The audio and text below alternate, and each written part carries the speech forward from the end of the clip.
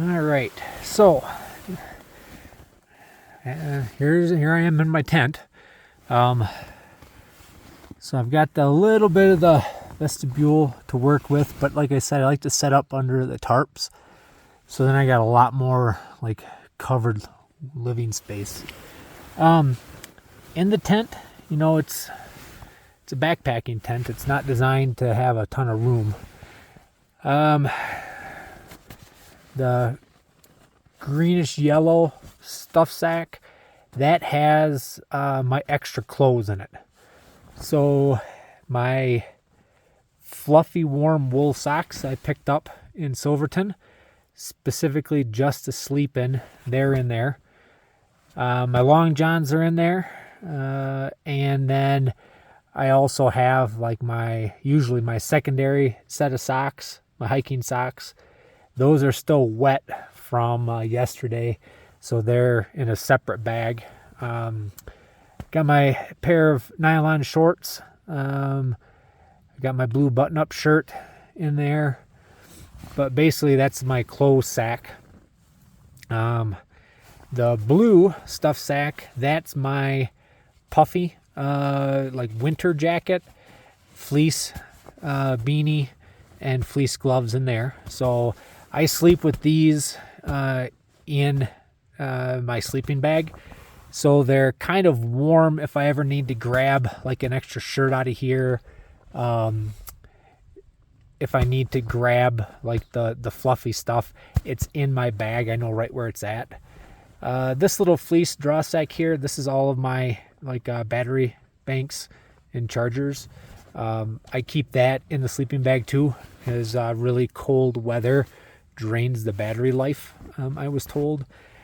I also sleep with my water filter in the sleeping bag because you cannot let those freeze.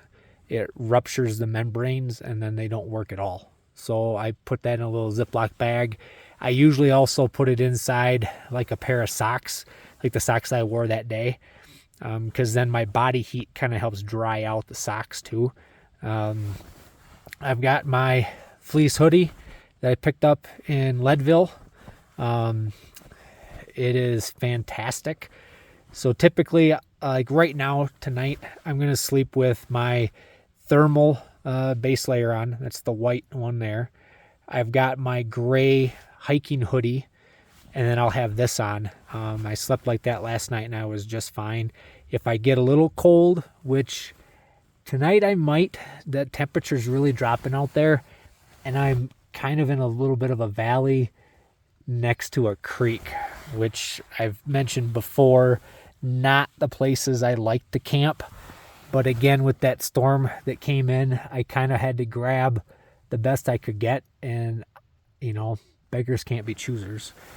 Also, I always sleep with my headlamp, usually in a little pocket off to the side.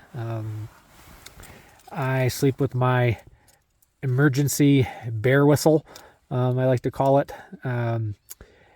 I use this to chase off that bear my fourth night. It worked great. And a couple of blasts on this, and anybody that's not supposed to be around isn't going to be hanging out. And if it's some person, well, that's a whole nother thing. And I got the little thermometer hooked on here too. Right now, it is 40 degrees. It's supposed to get down below freezing here tonight. Not like super low, but definitely 30 degrees, upper 20s. But I should be pretty good with my setup. And then I also have my backup flashlight that I always sleep with too.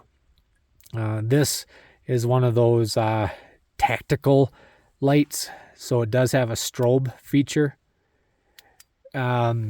which again, any animals that come around should be able to help chase them off with that. Plus, I always like having a second flashlight.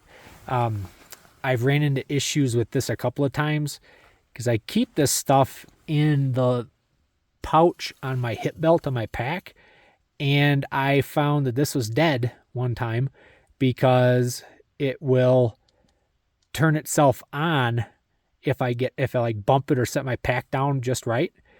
It's happened a couple of times. So I like having that backup flashlight handy because I, honestly can't really trust this to be charged if it's going to turn on and off unexpectedly. But this one's rechargeable, so I can plug it in at night with this stuff that's in my little battery charger bag, along with my phone and my GPS, and I'm pretty set. So I'm going to finish setting up camp here. I will show you guys my cook system and how I cook, because basically when the weather's bad, I'll sit here in the tent just like this, set everything up out there, so I don't, melt the tent. But I can, kind of be half in my sleeping bag, half leaning out cooking, and kind of, keeping myself warm. So yeah, that's kind of how I set up my camp. Depending on how cold it is, I either have the hood on the inside or the outside of the hat. One of these videos, we'll kind of go into the hat here. Kind of a neat little side story involving this that came up very unexpectedly. But I'll share that with you guys in the next couple of days here, when I get the chance, one way or the other, I will. But I'm kind of waiting for the right time. So hope you guys are having a great night, and I will be back with you when it's time to cook dinner.